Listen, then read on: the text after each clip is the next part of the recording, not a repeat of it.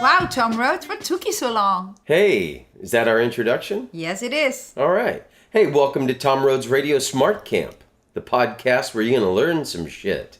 It's my beautiful genius wife, Ashna.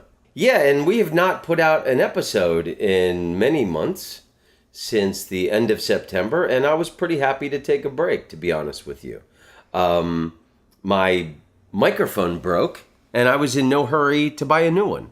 Actually, that's not true. We tried this different new microphone, a Shure microphone that plugged into the iPhone. And we had a lot of problems with it, so we brought it back. Yeah, it would record for 20 minutes and then it would cut off, which was irritating. But also, I didn't like talking at my phone. I'm not a millennial. I'm like, it just didn't feel right making the podcast with this little microphone. It was super small. Super small. I think it'd be great for bootlegging rock concerts or recording my live shows. I think it's a great microphone. We had it replaced, but I needed to get the big badass Yeti blue microphone, which is what we've recorded the old podcast with, and now we got a new one. And yesterday we bought the Yeti blue microphone. Yeah, there's a free commercial for you. And speaking of commercials, that kind of was another reason why I took a break, because I don't make any money off the podcast. We don't have any commercials. I've got a lot of really good friends of mine who have podcasts, and they're pulling in $30,000, $40,000 a week. An episode. Crazy money.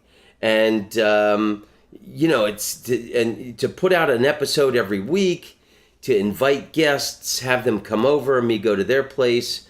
You edit the thing. It took you a few hours to edit the podcast. So anyway, it was nice to take a break, but a lot has happened since the last episode we put out. Number one, the world collapsed and elected an orange lizard. A crazy person. Not based in reality. An evil Bond villain to lead the United States of America. I turned 50 last month. And I stopped smoking marijuana. Yay! Because I'm totally sober now. Yeah, why did you quit marijuana? Because I was tired of arguing with my wife. Ashna and Dutch people hate marijuana, right? Yeah, tell them why. Well, the marijuana is tolerated in the Netherlands, but they teach their children that drugs are for losers, and that only loser people smoke pot. But also, it's unhealthy. It's bad for your brain. Yeah. Especially when you're young, your brain is not going to evolve right. When you're older and you smoke pot every day, it just changes your cognitive abilities. Cognitive abilities. There we go again. Having to think and reason. No, I'm kidding. And you are definitely, you are less productive. And I saw it as a problem because you were definitely numbing your genius. Wow. Well, yeah. So I did it also for all your fans. If you put it like that. Yeah, so, I stopped drinking 3 years ago. I stopped smoking cigarettes 2 years ago. And now, at the beginning of this year, I stopped smoking weed. So, we'll see how that relates to comedy everlasting gobstoppers. Why? You're going to go back to drinking, smoking weed, smoking cigarettes if it doesn't work out? If your material's not that great? No, but I've thought about it. On my 40th birthday, I went to Buenos Aires and I did the tango. That was my dream for my 40th birthday. Yeah, it was really cool you did that. And actually, I was only as good as 4 lessons can get you. And I did the tango with my beautiful cousin, Roxana. So, it was a little clumsy, but I was in Buenos Aires, and still cool. I fulfilled my dream. And you can tell forever, my 40th, I just went to Buenos Aires, and I would dance the tango. Yeah. How cool is that? So, for my 50th birthday, I went to Thailand, and I did gigs. And all my gigs were sold out. It was great. I went to on January 13th, I was at the Comedy Club Bangkok, which was great, sold out, international audience. And then we flew to Phuket on my birthday, January 14th. And we stayed near the old downtown Portuguese downtown area of Phuket City, which I never even knew existed. And we took Thai Uber to Kata Beach. And I spent my 50th birthday on this beautiful beach, Kata Beach. And I had my Nirvana, my magic Nirvana birthday moment, swimming out in the water. There were so many different people with speaking different languages all around me. There was, Italian, German, these French women come by and they're laughing. I heard Malay, and then so I'm floating in the water off this beautiful beach, and that was the moment that I was looking for my 50th birthday. And then that night, I did a gig at the Phuket Yacht Club.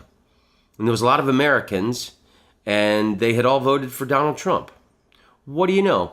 Rich, white, American yacht owners voted for Donald Trump. How odd. So how did it feel to be sober? Well, I mean, since I stopped drinking, I'm really enjoying sobriety. I don't wake up feeling like shit anymore. I'm more reasonable. I argue less. And that's the only thing we argued about. That's the only thing you and I ever argued about was marijuana. Isn't that amazing? So now we never fight. That's kind of one reason why I quit was, well, if I get rid of this, you and I will never argue. It's amazing that I stopped smoking weed right as marijuana is pretty much becoming legal all over the United States. And they had the Hollywood weed sign up. Oh my God, I've totally forgot about that. Yeah. Yeah, last month. Somebody changed the Hollywood sign to say Hollyweed. So now people, in the Western liberal progressive states, people can, go into a shop and buy marijuana. For so long, to buy weed, you had to go to a criminal element. And you didn't know if these people were selling cocaine, heroin, running guns to rebels in Central America or whatever. I remember years ago when I lived in Orlando, there was this weed, I called it infant weed to my friends. I'd say, let's go get some infant weed. And I called it that because the guy you would buy the pot from, you would actually have to hold his baby while he put the marijuana on a scale. Oh my God, that's horrible. To weigh it. So I called it infant weed. That reminds me of Trainspotting, the movie.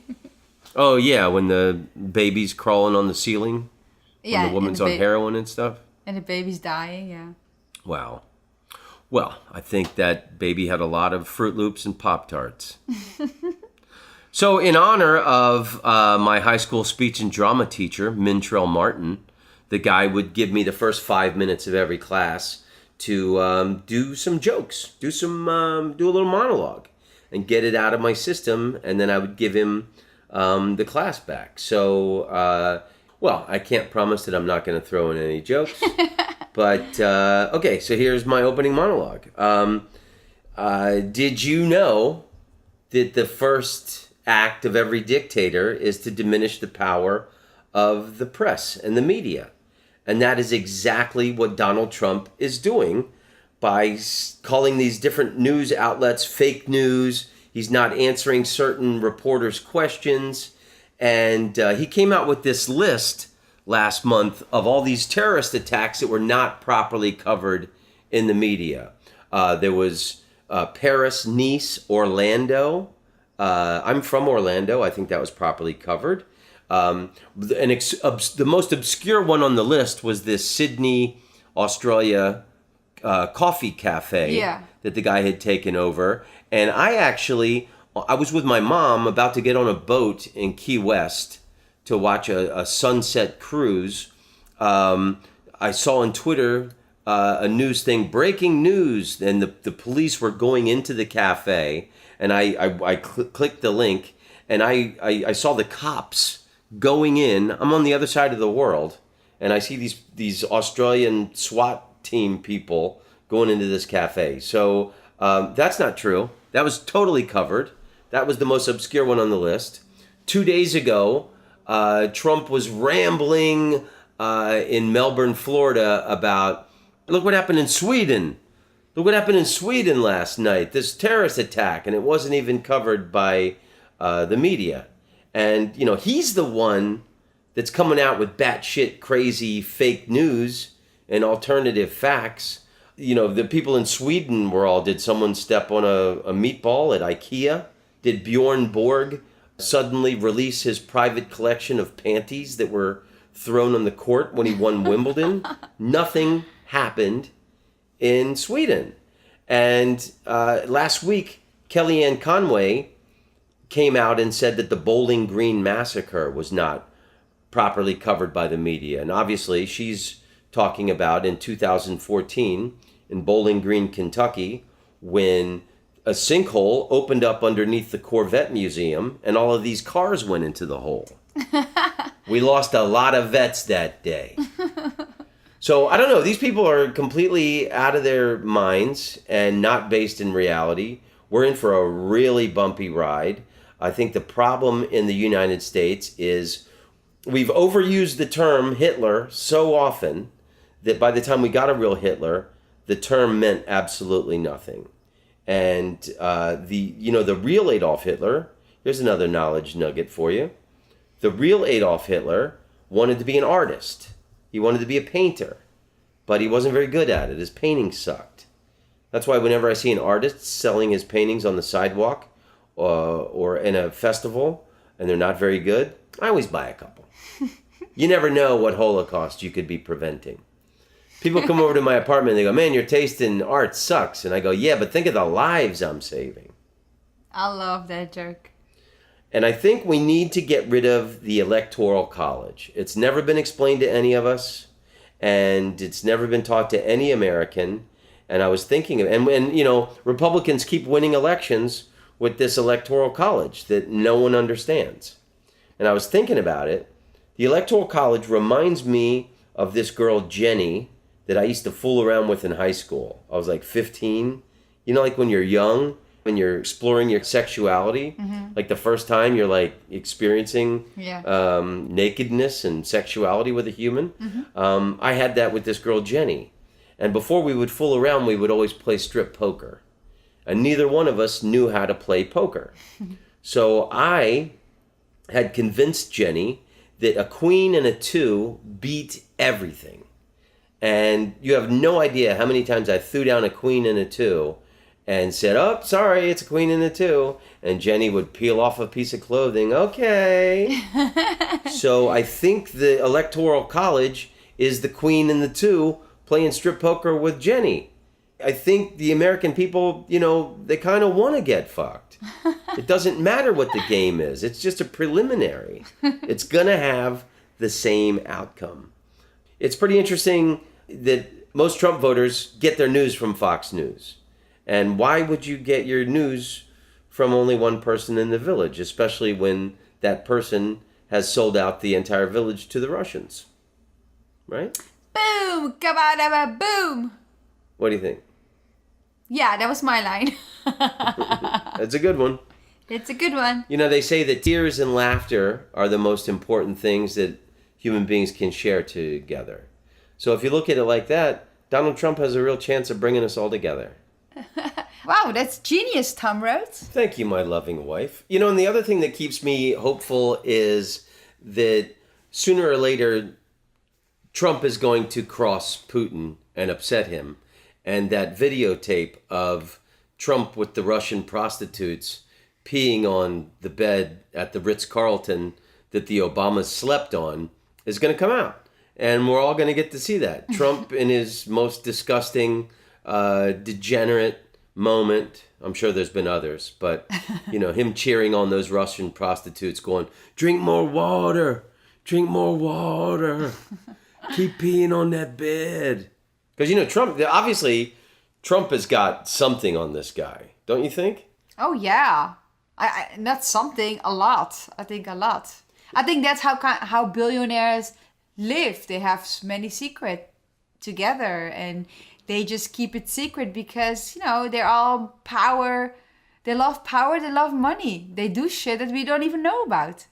Yeah, but, never before has the United States been sold out completely to a foreign power. Obviously. Oh my God, yeah.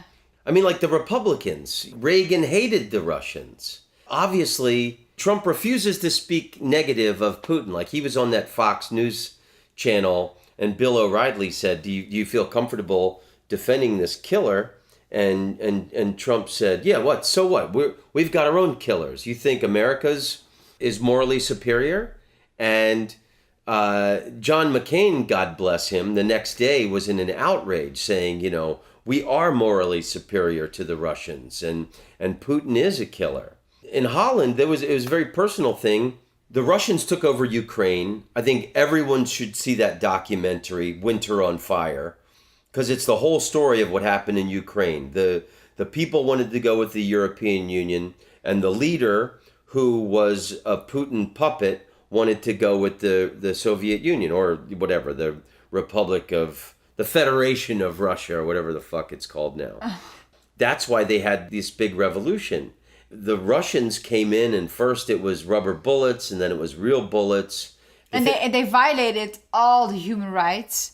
Yeah, and then the thing I was going to say that's very personal to Dutch people, they blew up that MH17, that Malaysian airliner that was full of Dutch people, and like half the plane was full of Dutch children. Yeah. Going on vacation. Yeah. You remember you and I were in Holland. Yeah, well, it was horrible. Remember when they brought the bodies back? Yeah, it was a national tragedy. I think that was, in some ways, the Dutch 9/11. I think that really shook Dutch people to their core. I'll never forget, seeing on television in Holland, they had the bodies, the hearses, taking the bodies down the highway, and people were lined up along the highway, and it was just like, and it shows you the difference how things are covered in Holland than the United States. The Dutch commentators said nothing. Yeah.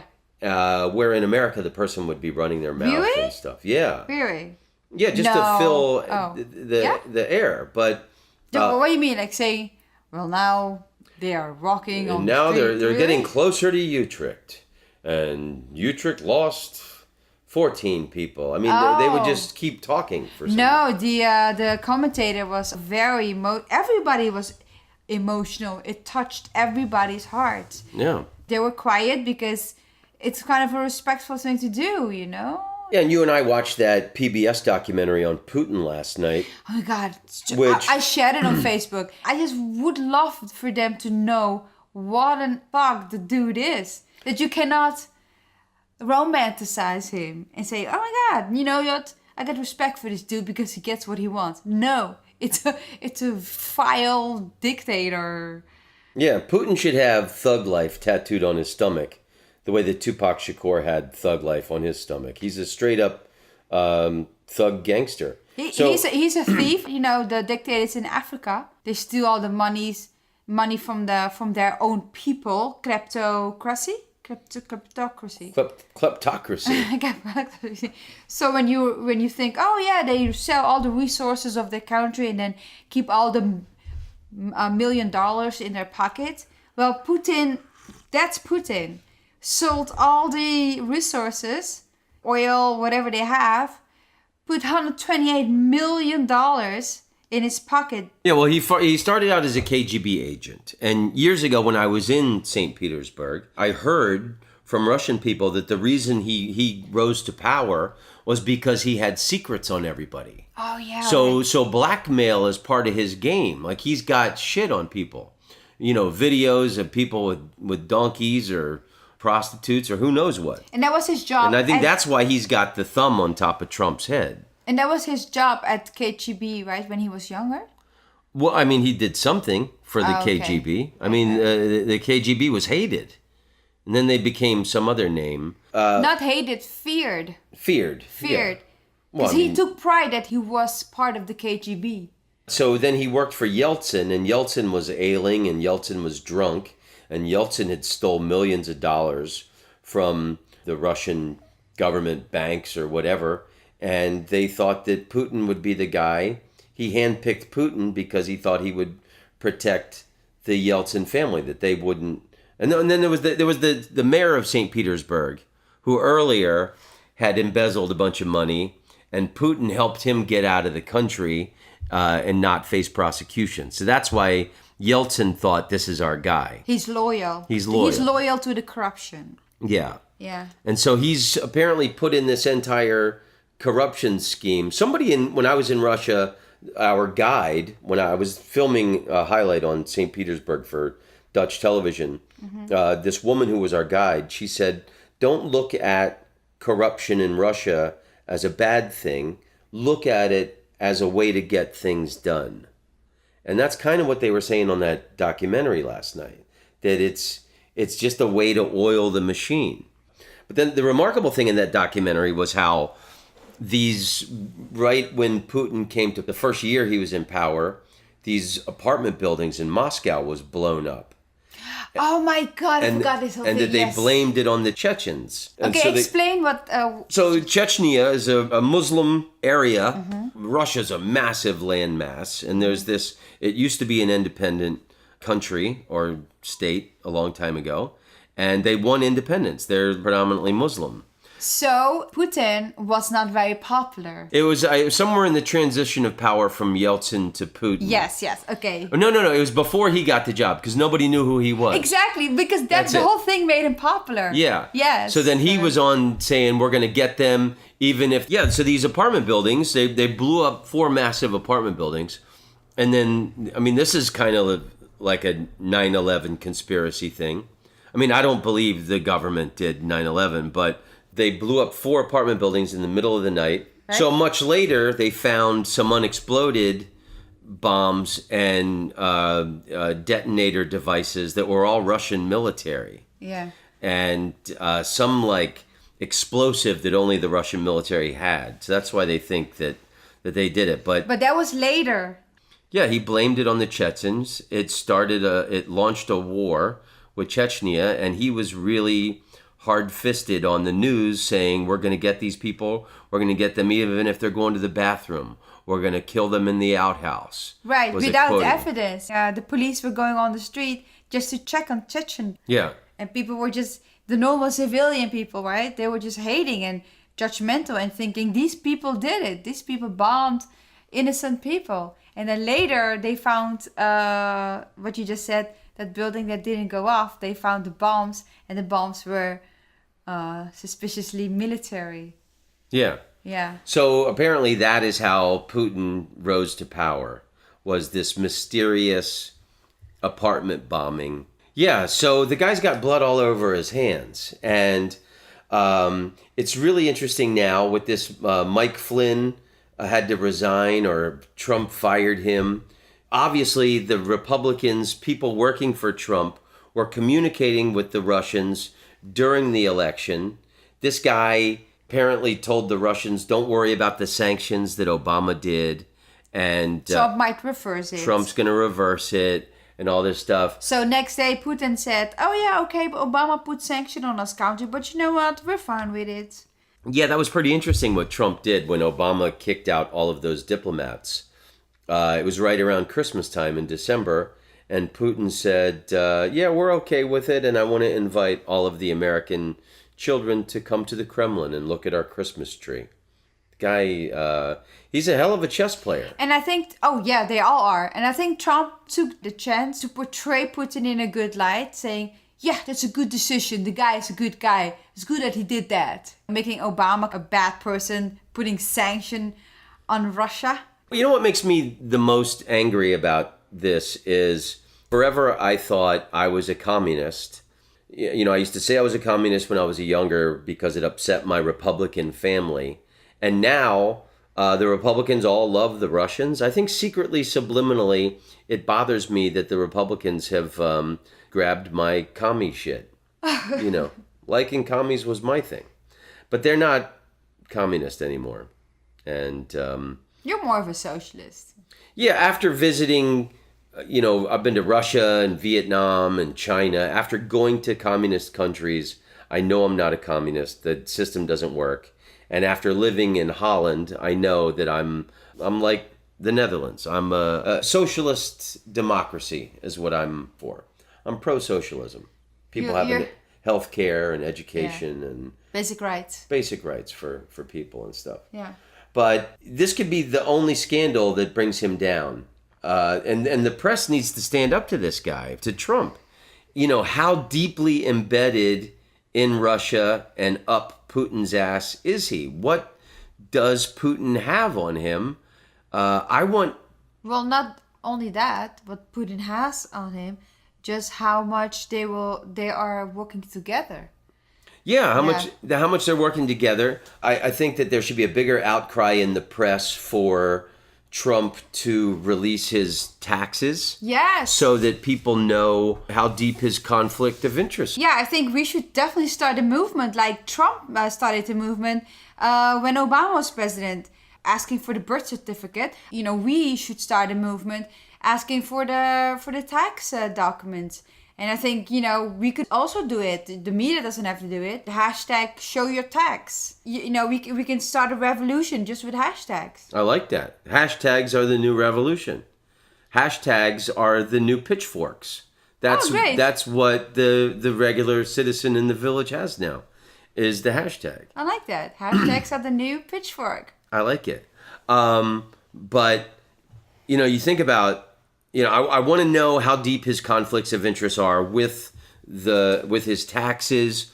I want the intelligence services to expose his links to Russia and his and everyone in his cabinet, because it's crucial. It's crucial that if it is so, that means that the Russian interfered with the elections and got Trump elected, and who knows who is in power right now. All the billionaires of the world. Going back to Russia for a second, the documentary stated that the average income of a Russian person is $864 a month. I'm sorry, the median income. That means 50% earns less than $864 and 50% earns more than $864. That documentary, I think it was $871 a month. Okay. And then your average Indian person earns $1,000 a month.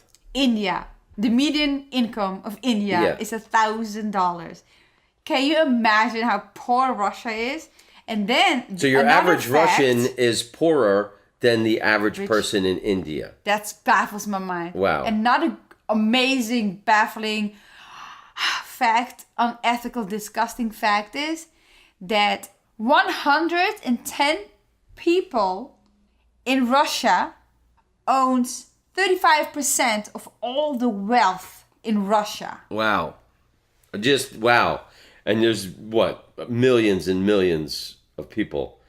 That's amazing. Only 110 people. If you think about it, Watergate is what brought down Nixon, and that was just the Republican Party spying on the Democratic Party at the Watergate building. Right. How did they find out? They almost got away with it. If it would have just been like a normal security guard, I think there was like an off-duty policeman, saw these guys with flashlights and called the regular police, and regular police came, and that's how they were busted. And then it turned out that Nixon knew what was happening the whole time. I think it was Alderman, his one of his advisors, knew what was happening, and that scandal brought him down. So that is such a minor thing compared to Flynn being directly in communication with the Russians. And if Flynn knew, then definitely Trump knew. No, you're totally right. The bad part of it is that they influenced the election, they succeeded, and now they're using all these little tiny psychological tricks on the mass of the US just to brainwash them over and over, It's going great. It's going amazing. Attack on the media, Well, I love John McCain for standing up, being the one Republican voice of reason to say that, to diminish the power of the press is what dictators do. And him saying that, no, we're nothing like the Russians. We are morally superior, and that Putin is a killer. The problem is not enough Republicans are standing up. Like whenever there's a terrorist attack, all these people always say, well, how come regular Muslims didn't stand up and condemn what was going on? You always hear that, especially from like Fox News and from right-wing conservative people. Well, now the onus is on them. Why are regular Republicans not standing up going, this is evil and I condemn this? Yeah. Because they would rather sell out liberal Democrats as the enemy and embrace the Russians so that they can stack the Supreme Court with conservative Republican Supreme Court justices. So they can like take away abortion, all these just religious freak fanatic shit. I mean, people worry about Sharia law. We've got Christian law. We got religious freaks trying to impose their shit on our government also. Yeah. There should be a bigger outcry from regular Republican people. And I don't see it happening. They're like, oh, hey, man, we're winning the game. This is a rout. We're stomping these liberal Democrats. I think liberals and Democrats need to stick together because as soon as Trump starts stacking our heads up like Pol Pot, we're kind of going to be together for an eternity. Too hard? Ha ha. Well, it's definitely an exciting time we're living in. And I felt after the election, I was really depressed for a couple weeks. After the inauguration, I was depressed for a couple weeks. That was another reason for the hiatus. You helped cheer me up by reminding me that there's never been a better time to be a comedian. There's never been a better time to be an artist or musician. And we're really going to be experiencing a lot of great art and music and comedy now. And you helped me see that. You kind of rehabilitated me out of the post-Trump funk that I was in. I'll send me the check later. Okay. But, it's well documented that in times of crisis, people turn to alcohol, chocolate, and comedy. So, judging by that and the state of crisis the world is in, we must be in the golden age of comedy right now. Right? And the golden age of chocolate. Yeah, and alcohol. Oh, yeah. So invest your money in alcohol and chocolate and comedy. But also, the era of the protest is back. And like in the 60s, when people were protesting the Vietnam War, there was a clear-cut enemy. And now we've got a clear, evil enemy to protest against. And of course, what does the clear-cut enemy say? Oh, the protesters were paid.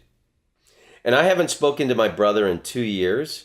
The last time I spoke to my brother, I've said it before, I'll say it again. We were arguing about politics, and then he violently started to punch me in the chest while shouting, "You voted for Obama. Obama's ruining this country." And when Trump got elected, that was the first thing I thought of. I thought, oh, I know your typical Trump voter and the anger he had. That he would turn on his own family. He would turn on his own people, his own country. And that's the danger of like what the Republicans are doing now. It's like, oh, really? You would sell out the other half of your country just to pad your own pockets. Yeah, that's what Bill Maherline is, which is genius. Party over country. Party over country. And that's what the Republicans are doing. Does anybody need another politician caught with his pants down and money sticking out of his hole? Name the artist. Louis. You got it, baby. You've been paying attention to the Rhodes School of Life. I'm a Rhodes Scholar. So, yeah, it's really interesting what is happening in the world today. Remember that time that we got all these emails and there was some Nigerian prince that needed money? And a lot of people... Yeah, the scam. Everybody got those emails. You won't believe it, but a lot of people did send money. Or that friend that is in some country, need money, I've been robbed and my I've been wallet robbed, is gone. Wire me $500. right now. So I think those people who send the money are definitely the people who voted for Trump. Yeah. Nice work, Smoochie. Haha. I knew there was an element of the country that weren't very smart, but I never thought I would see a mass of American people that were just so gullible to believe obvious moronic fake news stories. And I Yeah. never thought I would see the rise of fascism in the United States. And see, Trump really plays into that narrative of the white Christian victim. There's so many white Christians in this country that think they're victims and that they're not succeeding because of the immigrants and the Muslims are going to come here and kill you, and that their way of life is under threat. And they lost something. I mean, that's pretty clever.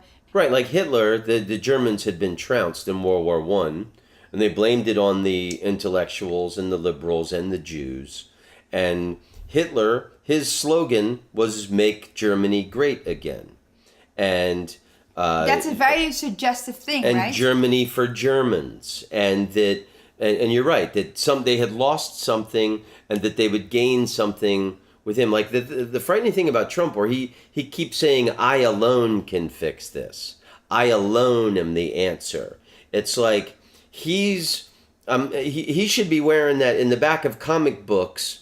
Years ago, they would have this. You could send away for it was like $2. These hypnotist sunglasses where they had like little spirals in the eyes. Yeah. And you put on the glasses. He should be wearing those when he says, "I alone can do this," and "I alone can fix this." But I think you're right.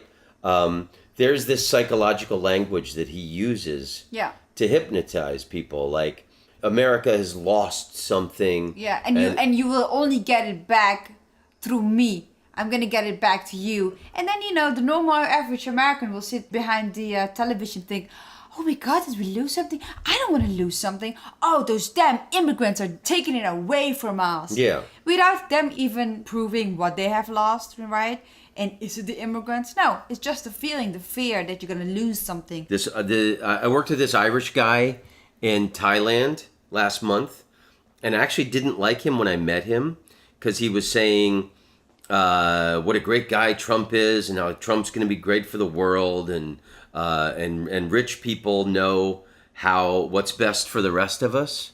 And I quietly listened to this guy when I first met him, and then he started to go on about how it was Hillary Clinton who started the birth certificate Obama was born in Kenya movement, and that Trump just picked up the torch and took it from her.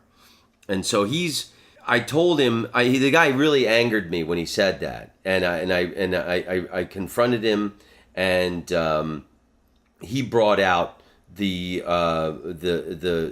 John Rhodes in me. I really got pissed off at this guy, and then he told me that he just likes to shit stir and upset people in bars by saying that he likes Trump and everything.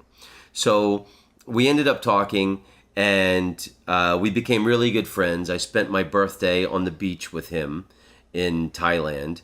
And then I got back to the United States, and he sent me this book that he had told me about. It's called The Ragged Trousered Philanthropist. Oh, I love the title. Great title. It's by Robert Tressel. And so I'm halfway through this book, and it's about these house painters and these house workers. They're all working on this house. And there's this one guy who's an atheist, and he's obviously a socialist also, and he's really, and most of these guys are really religious, and they're all conservatives, and they all believe in this system that keeps them poor, and they're all in debt. They don't even own the furniture in the houses that they live in. They can barely, a lot of them are behind on the rent, and they owe money to the butcher and to the baker, and the company that they work for is just, it's almost like what we saw like Russia does as a government. They sold the homeowner a certain product, but they're cheating him anywhere they can Like they're diluting the whitewash. They're cutting corners on everything they're doing so they can turn a bigger profit. But they've got these guys working for like £6 a week. You know, whatever. This is like 100 years ago, this book. And then they've got these guys in fear of losing their job that pays them nothing. And they're slaves to this system because it's not enough for them to survive, especially the guys that have kids and stuff. So then, like, when a worker comes who's starving and he'll do the job for £5 a week, then they fire one of these guys. So this one guy, Owen, is the atheist and the socialist. And he's like trying to school these guys. And it's funny, it's like what we're talking about now. Mm-hmm. A lot of these guys are blaming machinery for poverty. And he's telling them, because like this new technology of the machines are putting a lot of them out of work and stuff. So they're blaming the machines? Some of these guys, they're like, they're patriotic. They believe in England. And, you know, even though one of them lost his son in the Boer War, the guy's still like very religious, very patriotic. And they fear and hate foreigners. They blame the foreigners for coming and taking their jobs? Taking jobs away from them. So okay. I just want to know if they blame the machineries or they blame both foreign people. Oh, both. Yeah, they're blaming everything but the system that keeps them down and poor. Oh, wow. So it really, this book was probably written, you know, 80, 75 years ago, but it's still very much applicable. To what's happening today. And also that the system, they still work for that system, and that system creates those stories so they could believing in that system. It keeps them down. Yeah. And they believe in the system. That's very much what's happening now. It's exactly what's happening now. And they're all very patriotic, and it's England first, and they fear and hate foreigners. The religious values. And they're all like super Christian, and like the church is, you know, there's this chapter that I was reading now, like where the kids go to the church, and then the church wants them to, the kids to volunteer to help paint and fix the place up, and then to go out and solicit money from people. I don't have that thing. I forget what it said. It said, go to the people that you think will absolutely give you money first.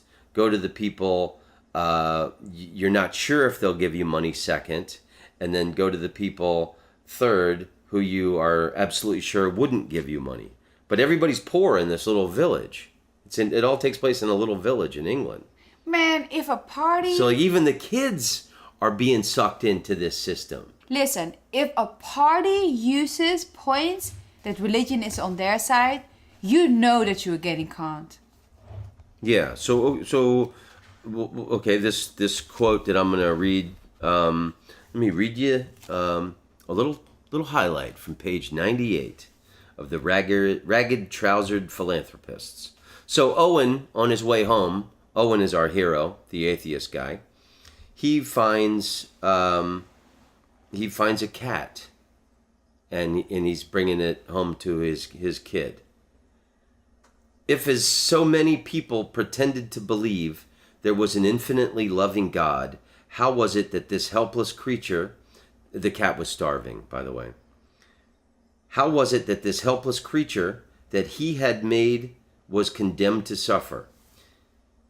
It had never done any harm and was in no sense responsible for the fact that it existed.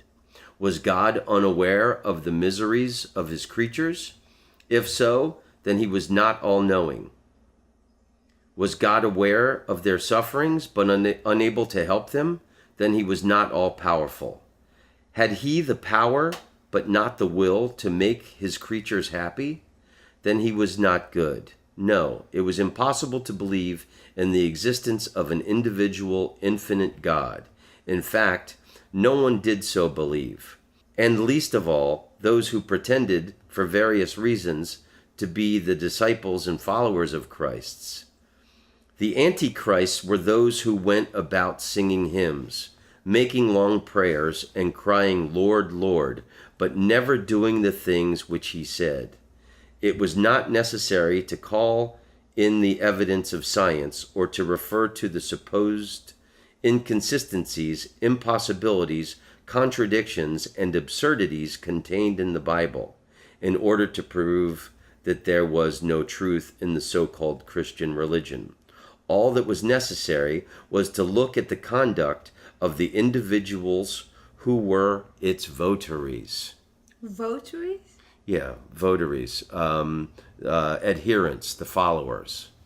So, and that's what I think that, like, my biggest problem with Christian people is they show no compassion whatsoever and no understanding to other people and other people in trouble. This is a really heavy book. I didn't think I would like it at first, but I'm really burning through it. Where did you choose that paragraph?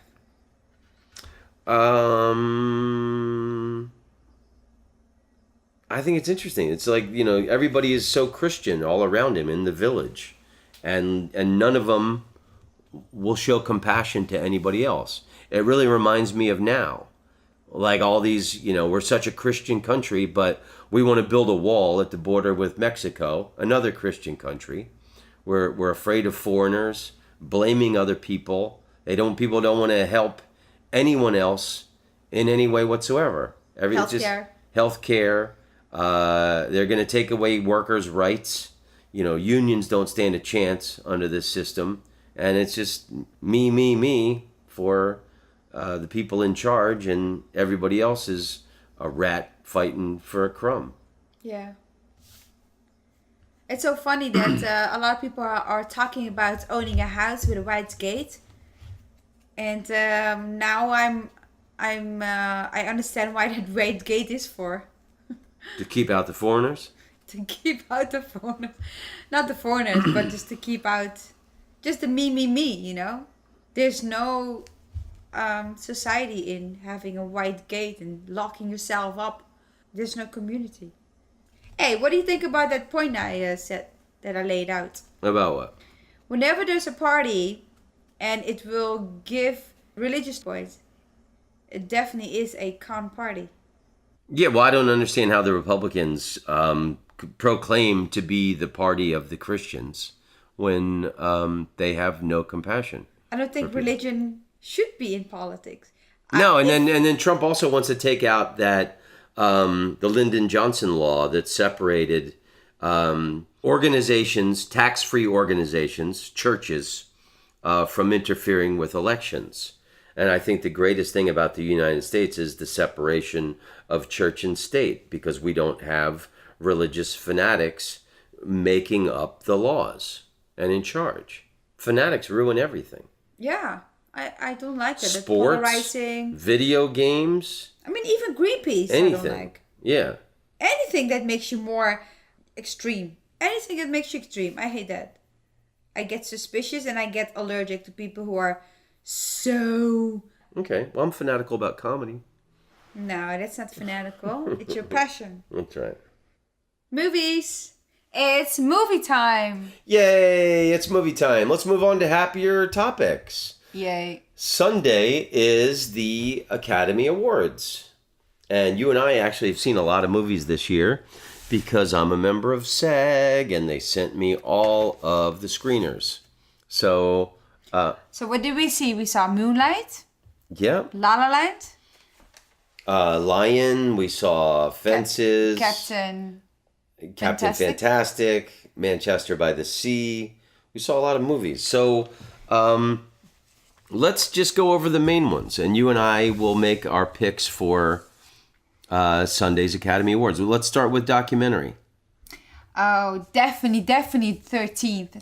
Okay, 13 so nominated. Blew my mind. Nominated. Oh no, that's documentary short. Yeah, documentary feature. 13th, Fire at Sea, I'm Not Your Negro, Life Animated, OJ Made in America. Those are the nominees, and I think we both agree 13th. Yes, phenomenal. Just phenomenal. Eye-opener. Great people who are talking about the subject. It's a great short essay from Ava DuVernay, who made it. It's on Netflix if you haven't seen it. It should be mandatory viewing. Like that movie Winter on Fire about Ukraine. I think everyone should see that movie. 13th is a really powerful movie, and it explains the system of incarceration of the black community in America. How I think it was the 13th Amendment that ended slavery and said that the only slavery that could exist was if someone was in jail. And it shows the system that's happened in the United States since the end of slavery, how they've kept black people in jail, kept them, from voting, and it's a really powerful movie. It explains, I think it explains in 1 hour, it explains in 1 hour or whatever it is, why there is black incarceration. So it doesn't just give the stats and just a short explanation why it is right now, why black people are getting arrested more often. It's not just that. It just goes back to the slavery era, just the whole evolution of how black people are treated and how white people are treating black people and vice versa. The whole history. I just loved it. It was such a great essay. Yeah, It was it's just a blowing really your mind. powerful movie. It explains a lot about why things are the way they are in the United States now. I think it should be mandatory viewing for Americans to watch this movie, 13th. It's a pretty heavy movie. So when you finish that movie, I think you should watch Black Power Mixtape, which is about the Black Power movement from 1968 to 1975. I'm smiling because I'm remembering that Black Power fist that I have. I found in my dad's stuff. Right. My dad had this wooden Black Power fist in Vietnam. One of his best friends was this black guy. And when they got out of Vietnam, he gave him this Black Power fist. And he told my dad, keep this. It'll keep you safe when the revolution comes. What did your dad say? Do you know? He thought it was funny. My dad thought it was funny. I think that guy ended up killing himself later. What? He was. My dad went to visit him in Alabama, wherever he was from. That's sad. And the guy had post-traumatic stress disorder. But anyway, okay, so cinematography, we can skip that one. Original screenplay. Okay, this is about the screenplay. Okay. 20th Century Woman, Hell or High Water, La La Land, The Lobster, Manchester by the Sea. Yeah, I haven't seen The Lobster, but knowing that it's a pretty original subject, I think they should win. You didn't see the movie? No, but the subject is very original. It's something like really odd, like something like two people are dating, and when it wouldn't be successful, they would turn into a lobster. Something weird like that. But yeah, the category is original screenplay. Okay, I'm going to go with Hell or High Water. I loved Hell or High Water. I think it was one of my favorite movies last year. I think pretty much because it was two brothers who got along, even though they were robbing banks. And I thought it was a brilliant movie, really exciting, and just hands down one of my favorite movies. And I know it's not going to win Best Picture, so I'm going to give it Best Original Screenplay. I love the movie. It was one of my favorites as well. And I love that the story was told. This was once Indian land, and then the banks, Wall Street took it over. The banks took over they were trying to screw the family. Yeah. I don't think it was because they were Native American. It was like a bad deal. The mom didn't have enough money to make the payments, and after a certain amount of time, they were going to take it over. And that's why these guys started robbing banks, was to pay the debt that was owed before the house was foreclosed on.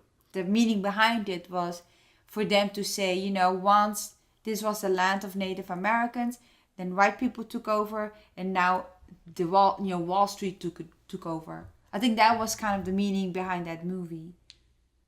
Okay, I loved it, and I loved it. It was a good story to be told. I loved everything about it, the cinematic, the things that I've seen while traveling the states with you. Yeah, in West Texas. Yeah, you took a lot of beautiful pictures in that part of the country. Yeah. AshnaRojan.net. Is it Ashna Rojan Photography? Fuck that! It's .com. What do you mean .net? Hilarious. AshnaRojan.com. Adapted screenplay. We've got Arrival, Fences, Hidden Figures, Lion, and Moonlight. I think Fences is probably going to sweep the Oscars. It's funny, last year they had the Oscars So White, hashtag Oscars So White. I think you and I both loved Fences. Obviously, it was adapted from a play because the dialogue was so long and so Intense. Excellently written. Also intense. Really an acting tour de force by every member of the cast. Complicated characters. I really liked Moonlight, but I think if we're talking adapted screenplay from the original written material, Definitely Fences. Fences is going to win adapted screenplay. Okay, so Best Supporting Actress, we've got Viola Davis for Fences, Naomi Harris for Moonlight, Nicole Kidman for Lion, Octavia Spencer, Hidden Figures, Michelle Williams, Manchester by the Sea.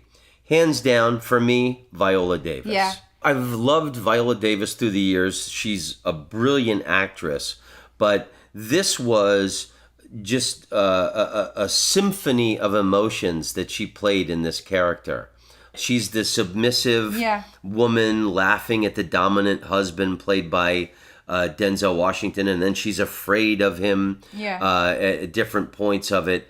And then there's the moment where she defiantly stands up to him. I don't think she's won one before, and I don't think there's a more deserving actress of an Oscar, and she just absolutely kicked this role in its ass. I think she was one of the best things of that movie. She killed it. I agree. It was such a emotional role to play too, and just also in that time, you know, when the husband went to work and then the person has to stay behind and they had to take care of the kids, and then later in the movie something happens and she, you know, every woman in the modern times would just leave, and she stayed and, you know, took pride in the fact that she took another role in her life to pursue, and that was so hard, and she did very well. Yeah. It's such a complicated personage to play. So yeah, hands down, Viola Davis. Viola Davis.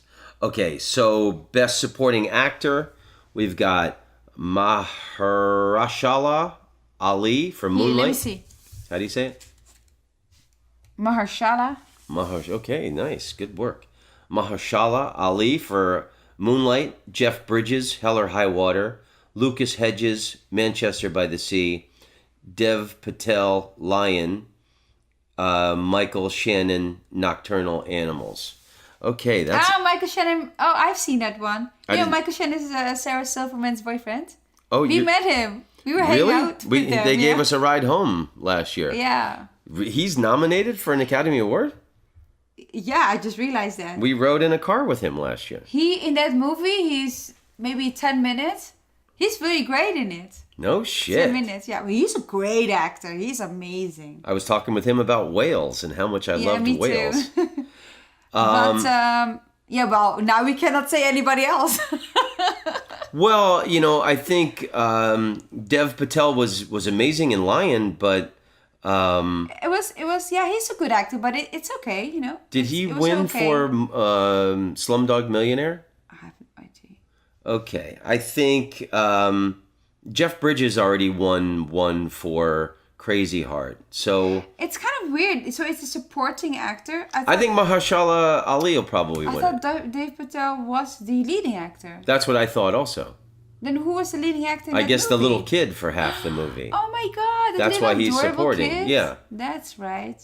Yeah. So, yeah, I bet Mahershala Ali will probably win for Moonlight. Yeah. Okay. I don't know which one. Well, okay. I bet he'll win it, but I'm going to go with Dev Patel. He was my favorite. Okay.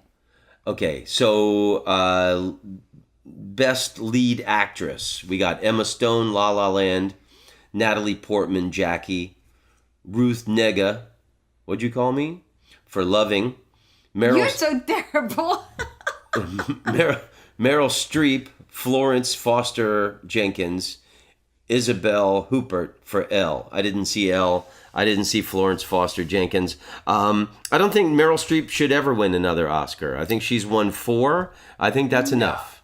I love Meryl Streep. I love her too. Meryl Streep. She was great. But for this, I think that movie was, she was singing in that movie. She sang. It was okay, She had more complicated roles in her life. Emma Stone had a really great scene. Remember that she had to act? Oh, yeah, for La La Land. Like an audition. She's in an audition. I remember going on auditions years ago in LA when I had an agent. And there's so many distractions. It's so difficult in the audition room. And even the person you're auditioning to not even paying attention to you. She does this scene where she's pretending to take a phone call. Yeah. And she's mesmerizing. She's absolutely brilliant. And then there's someone knocks at the door. That one scene, I thought, was an acting tour de force. Yeah, me too. But I didn't care for La La Land. No, me neither. I'm just saying that scene was formidable. Everybody went crazy for that movie. I told you in the 80s when I was in high school, I read this thing, a study that Harvard University did in times of crisis, war, and Republican presidencies. Comedies and musicals always do great. So it's funny that now we're seeing a lot of musicals come down the pike. But that one scene was great, but I wouldn't give her the Oscar. I did not see Loving. But it's also, La La Land is also very nostalgic for Hollywood. People who love movies, La La Land gives you a nostalgic feeling. So I think that's why it was so popular as well. I thought Emma Stone should have probably won an Oscar Best Supporting Actress for The Help. She was great in The Help. She was great. Did she? Maybe she won. No, I don't think she did. But I liked the way La La Land was shot, but the movie itself wasn't that great. Natalie Portman was in Jackie. You and I watched the first half hour of that and fell asleep. I think partly because of her performance was so monotone, and because Jackie Kennedy was monotone, right? I love Jacqueline Onassis. I think she was, I don't know, just that performance didn't grab me. I think I will go for Isabelle Huppert because I know she's a very, very good actress. Really, really, really great. I haven't seen the movie. Heard a lot about it. Read a lot about great reviews. So I go for Isabelle Huppert. Okay, that's great. I'm also going to choose someone from a movie I didn't see. I'm going to choose Ruth Negga just so they can say her name, and then whoever comes up thereafter can say, hey. Nedja, Tom, Nedja. You're awful. But the movie Loving is about the first interracial couple in America because it used to be illegal for interracial couples to happen, and it was in Virginia, and their last name was Loving, and I'm gonna choose her even though I didn't see the movie just because it's an important topic.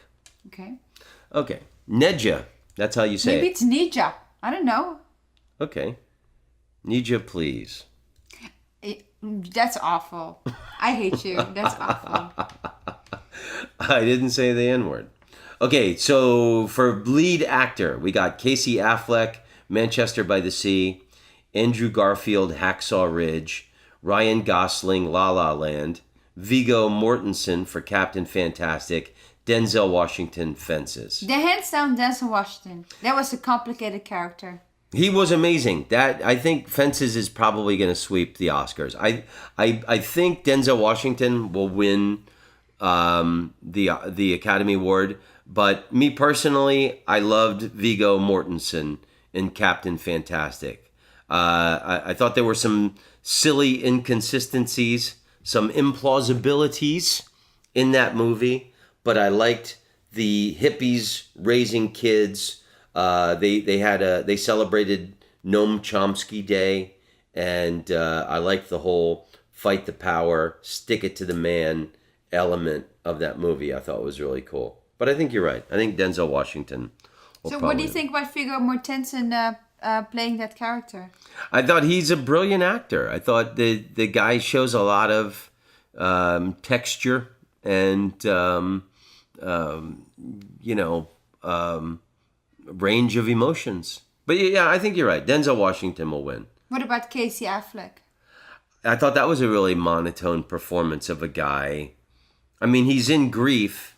You and I talked about it. That movie's great because they're exploring grief. And it's so bold to tell the story in such a way that they told the story, yeah. And then you learn halfway through the movie why he's so emotionless and heartbroken. Because, man, what a tragedy. Yeah. Holy crap. Yeah. That's just so... I just can't shake it. Huh? He says to his nephew. Why didn't you leave Boston and come back and live here? I just can't shake it. Remember that? No. It's terrible. But Casey Affleck did a really great job. I don't know. I mean, this is for the Oscars. They're all great, but just you have to choose the best one. Then I will go for Denzel Washington because his character, he had to play this guy with secrets and also playing the perfect husband. Because all the time you think, wow, what a great husband. And then while you're watching the movie, you discover imperfections, little imperfections, and then big imperfections. And then you think, geez, then you kind of dislike the guy, right? Yeah. Yeah, so... it was interesting. You really liked him at the beginning because he's like laughing and telling funny stories. And then lovable husband. The more, lovable husband. And the more you learn about the guy as the movie goes on. And then the more you hate him at the end. Yeah. I think you're right. Denzel Washington will win it. I think that'll be his 4th Academy Award. I have no idea. Incredible. And Manchester by the Sea, there was something else about that it makes me glad I'm not doing cocaine and drinking anymore because of that tragedy. Because of the tragedy that happens. Yeah. Yeah. I think that movie was very brilliant. And the whole reason that what was it again? Because it was freezing, so they couldn't bury the victim or something. Oh yeah. What was that story? His brother had died, right? Yeah. Yeah, and then so they had to wait until spring, so that when the ground was soft enough for them to dig the grave, Right, so they had to stick together, yeah, something like that, right? The kid's upset. He's living with Casey Affleck. I just can't. He opens up the freezer and there's chicken in it, and he gets all upset. He goes, "Oh my God, that's hilarious! I just can't stand the fact that my dead father's in the morgue sitting in a freezer." And Casey Affleck slams the freezer and goes, "It's food. It's food." I had to laugh so hard.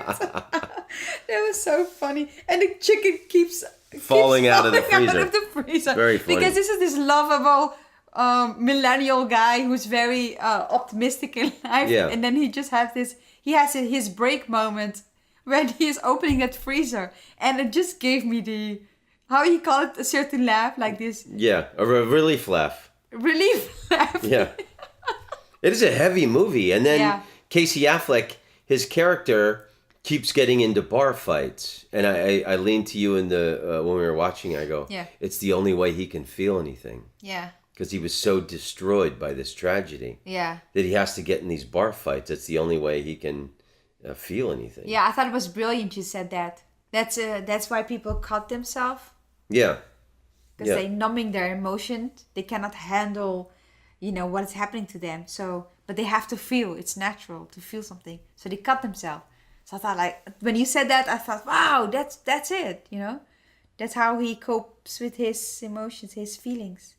Wow. Okay, Best Director. We got Denis Villeneuve for Arrival, Mel Gibson, Hacksaw Ridge, Damien Chazelle, La La Land, Barry Jenkins, Moonlight, Kenneth Lonergan, Manchester by the Sea. I didn't see Arrival. I would love to see Mel Gibson get up there just to rant another anti-Semitic rant like he did to the cop in Hey, that's in a Malibu. good point. I miss him. I always liked him. I'm such a big fan of Mel Gibson. I miss him. I'd love to see that crazy son of a bitch get in front of a mic and, say some shit. Hey man, come on. He's a legend. Mel Gibson, Mel Gibson's a legend, and it's too bad after that anti-Semitic rant that he had when he was pulled over for drunk driving that nobody went to see Apocalypto. Apocalypto is one of my favorite movies.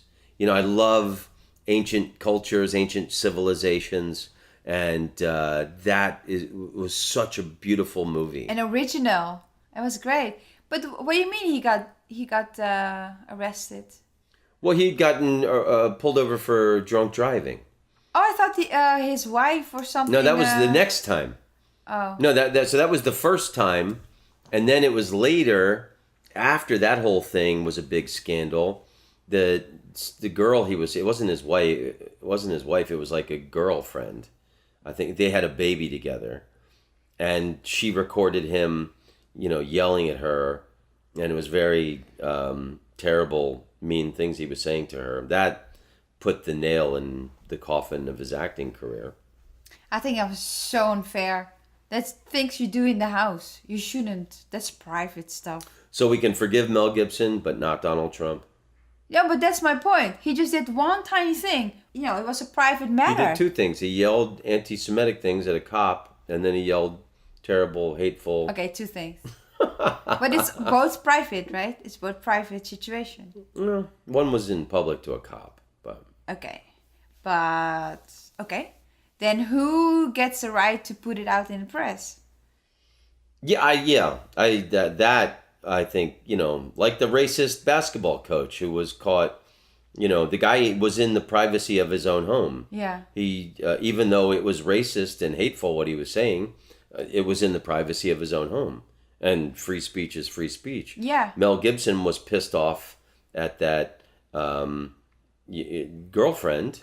And they were having a private phone call. That shouldn't have been released either. No, and I think that's very disgusting that, it is disgusting, and then his career I just feel sorry for the guy. He's such a legend. I feel sorry that he got caught by something that happened in a private matter. If he had done it while he was working, it's like, hey man, Mel, just, you need some psychologist, but don't put it out in the press for the whole world to see, don't you think? Yeah, well, I mean, if it comes right down to it, sticks and stones can break my bones, but words will never hurt me. It was just words that he was throwing out there, even though they might have been racist on one point and hateful on the other. It's not like he had Russian prostitutes pee on a bed at the Ritz-Carlton in Moscow. Yeah. Yeah, but so I didn't see Hacksaw Ridge. I don't think he's going to win it. I don't think La La Land is going to win it. Moonlight was a great film. I really loved the three stages, the three actors. You and I both loved that the way they showed the evolution of this person. But that film fell short too for me, where at the end when he goes to see the guy who he had kissed because he's a gay man. Yeah. And what have you been up to? The thing, doing it. It was like, I don't believe that ghetto people are incapable of articulating their feelings. I loved the movie up until the very end when he goes to see the guy. Yeah, well, that was great. I thought that totally, the movie fell apart totally at the end. What do you mean? What fell apart? What? When? That, he goes back to see this guy. He had moved to Atlanta, and the guy's a cook now, and then he's back in his apartment. And he says, you're the first person, the only person I've ever been tender with or anything. Mm-hmm. And, they're talking and it's just yeah, well, Yeah, I think it's very realistic. Okay. Yeah, I mean. So when did it fall apart? Because it ends abruptly, right? Do you remember how it ends? Yeah, they're just kind of having this conversation without a lot of words. I thought that the guy, he drove all the way down from Atlanta. He had been thinking about him for over 10 years. They're adults now. They could have, I don't know, it was like the writers ran out of ink or something. It was like, I thought that there could have been more powerful dialogue at the end of the film than just, shrugs and nods and, yeah, uh-huh. But other than that... I see. That they would say, even if it was ghetto language, that they would say something deep. Articulate their feelings. Yeah. Even if it was in ghetto language. That's But like him as a kid, I thought was brilliant. The guy who's nominated for Best Supporting Actor, the Ali guy, with the first name I can't pronounce, he was fantastic. The middle section guy, where he's a teenager, the angst he was feeling in the high school, getting bullied. And then it was such a great scene when he breaks the chair on top of the bully. Oh, right. And he gets dragged out of it. I almost jumped out of my chair. And say, yes! I was so happy that he attacked this bully, because he was weak and defenseless. And I thought it was great. I just thought it fell apart at the end. So Best Director, for me, I'm going to go with Kenneth Lonergan, because I thought the way Manchester by the Sea, the way that story was told cinematically and the way it unfolded, I thought was really, really powerful. So, Best Director, I'm going to give it to Kenneth Lonergan. Okay. You? I don't know. You're not going to choose one? Yeah, give me the paper. There's only one choice left after this. You haven't seen Arrival, right? I didn't see Arrival, and, Aliens, not really buying it right now. I think Arrival was also trying to depict, the discussion with immigrants, the alien, and how we react on something that's very foreign. So the aliens were treated like Syrians? They were... Not like Syrians, but just They were applauded when they arrived in Germany? Oh, shut up. Moonlight. Because the way that was filmed and the storytelling, I think, was very original. And I've never seen something like that in 3 lifetimes. I think The Godfather was like that, right? I think that's good. I like that. So I say Moonlight. Great. Okay, so for the very big one, the Best Picture of the Year Oscar, we've got Arrival, Fences, Hacksaw Ridge, Hell or High Water, Hidden Figures, La La Land, Lion, Manchester by the Sea, and Moonlight. I think, hands down, Fences is going to win and probably sweep the Oscars. I think it's going to win Best Picture. But my choice for Best Picture of last year was Lion. Okay, my picture... I cried my eyes out. The story of the little kid getting separated from his family in India. And then he goes to, he ends up in Australia. And then later when he gets reunited with his mom, like at the end of the movie, that's one of the deepest weeping cries I have had watching a movie in my entire lifetime. I was Niagara Falls gushing, tears down my face. I absolutely loved that movie. It was my favorite movie of the year. And I think we're going to name our first son Lion. Wasn't the guy the cutest little boy? Yeah. Oh, he was so cute. And I understand Hindi, so whatever he was saying was even cuter to me because I knew what he was saying. And yeah, if you understand the language, everything is cute when it's said by a little kid, you know? Yeah. Yeah, he was very cute. I can't believe he pulled it off. He's so young. I loved that movie. I think Best Picture, I will give it to Hell or High Water. I just loved everything about the movie. I love the acting. I love the story. I love the cinema. I love how it ends, how it unfolds. Everything about it. So that's why I'm voting for Hell or High Water. I even like the title. Hell or High Water. We're going to get this done. Hell or High Water. That's great. That's a great choice. Awesome. Well, these are movies you should see. And how should we end this podcast? Do you have any happy news we can... Yeah, I want to end the podcast with happy news. Happy news, because the world is full of so much negativity and hateful news and fake news. So, how about a happy story? Do you have one? Milo Yiannopoulos, whatever that hate-filled gay guy's name is, resigned as the editor of Breitbart. I don't look at Breitbart, but that's kind of good news. Isn't that happy news? Yeah, that's something to be happy about.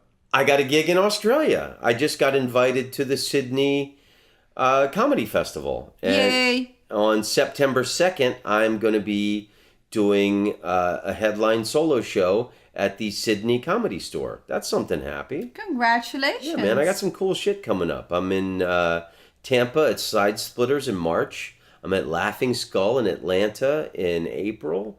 I'm pretty happy about the gigs and stuff that we have going on. And then I'm gonna film my next hour special sometime this year. So I'm gonna call it Libtard. You like the title? Yeah, you gotta tell the story. I was in Lexington, Kentucky last month, and I did some Trump jokes on stage, and someone in the audience called me a libtard. And as startling as it was at first, I embrace it. I finally have my own N-word. So I've never had a real insulting word that I could embrace. You know, like gay people have queer and they owned it. Black people have the N-word and they owned it. Finally, I have a word I can own and make my own. Libtard. It fits me like a glove. It's hilarious. Okay, Smoochie, how about some happy news from your side of the table? Well, I recently read that in England, they are giving homeless people a job in a really creative way. They make the homeless people tour guides, and they give underground tour guides to tourists. And I think the ticket is £20 and £16 goes to the homeless person. And I just imagine these tours being super interesting because they tell their own personal stories. It is the tour of a homeless person, London seen through their eyes. Wow. And I just think that's super brilliant idea. I used to sleep in that alley. Yeah. I pee on that bus stop. But all these interesting stories that you would not know as a normal civilian, right? Yeah. So it's called Unseen Tours. You can Google it. Yeah, check it out. Because, as you know, you've been always in your life. You've traveled the world. You've lived in many, many, many cities. You had this really cool thing about you is that you always had long conversations with homeless people. Yeah, I used to always be very generous with my time and money with homeless people. And you always had the greatest stories from these people. Yeah, I don't know if I ever told you the story in London. When I first moved to Holland, Rich Hall gave me the key to his apartment in London, and I could stay there. And I was playing at the Comedy Store like once a month. And Rich Hall, his apartment was on Fitzroy Square, 25B, I think it was. And Fitzroy Square is where the BT Tower is. So it's a short walk from Leicester Square and Piccadilly Circus where the Comedy Store is. And no matter how drunk I was, all I had to do was find the BT Tower and I could stumble back to Fitzroy Square and make it home safe. But nice. From there, you walk through Soho to get to Fitzroy Square and up Charlotte Street. And then you get to Fitzroy Square. There was this homeless guy and he was a heroin addict. And I stopped and talked to him a couple times. Really sweet guy. I mean, he's just with a real serious drug problem and living on the street. And I would give him money and I would say to him, you have to promise me that you're going to do drugs with this money. And just to see the look in a homeless guy's eye when I would say that to him. But and I had a Zippo lighter and I smoked cigarettes. So I'd sit there and smoke cigarettes and talk to the guy. And he told me how he was from Liverpool and he couldn't go back to. I said, you think he'll ever go back to Liverpool? And he said he couldn't face his family because he was such a drug addict. And I was talking to the guy, and yes, I was drunk. I had just gotten paid from the Comedy Store, and I was walking home. I gave the guy £100, and he about shit in his pants. Nobody had ever given him that much money before. And I said, promise me after you do drugs and get wasted with this money, you'll use the rest of it and try and get home to your family. I bet it's not as bad as you think it is. Wow. So I wonder whatever happened to that guy. Only Tom Rhodes. Yeah, I mean, it probably cost more than that to get back to Liverpool, but maybe he's giving those tours that you talked about. That would be cool if we did the tour and he told that story. Oh, that's great. It was some American comedian gave me money and said, promise me you'll do drugs with it. And for the first time ever, I decided not to do drugs. So, just to end this podcast, I just want to say always check your sources and always stay critical. And go to tomrhodes.net. There's a donate button. You can donate money to help me keep this machine rolling. Then there's also an Amazon banner. If you're going to buy something off of Amazon, like let's say you want to buy The Ragged Trousered Philanthropists, go through the Amazon banner on my website, and it helps me. I don't have commercials for the podcast, and that's the only way we're going to keep it rolling, is if you show your love like I did to the homeless guy in London. Nice. Stick it to the man. Power to the people. Shalom, amigos. Shalom, amigas. I love it.